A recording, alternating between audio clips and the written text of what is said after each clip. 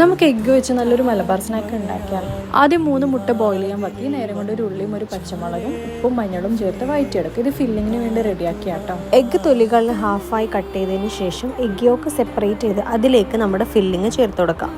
ഇനി ഇത് ബോൾസ് ആക്കിയതിന് ശേഷം നമുക്ക് എഗ്ഗിലേക്ക് തന്നെ ഫില്ല് ചെയ്ത് കൊടുക്കണം. എഗ്സ് ഇവിടെ റെഡി ആയിട്ടുണ്ട് കേട്ടോ. ഇനി ലീഫിന് വേണ്ടി മൈദ ഉപ്പും വെള്ളവും ഓയിലും ചേർത്ത് നന്നായി കുഴച്ചെടുക്കുക. കുറച്ച് റെസ്റ്റ് ചെയ്തതിന് ശേഷം നമ്മൾ ചപ്പാത്തിയൊക്കെ പരത്തുന്ന പോലെ പരത്തിയെടുക്കാം.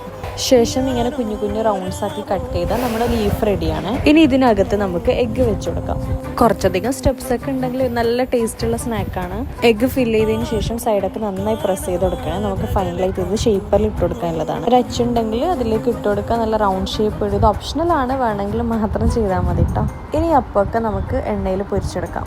ഓരോ ഭാഗമായതിനു ശേഷം തിരിച്ചൊക്കെ ഇട്ട് കൊടുക്കണേ. അങ്ങനെ ഫൈനലി നമ്മുടെ മുട്ടയപ്പം ഇവിടെ റെഡിയാണ്.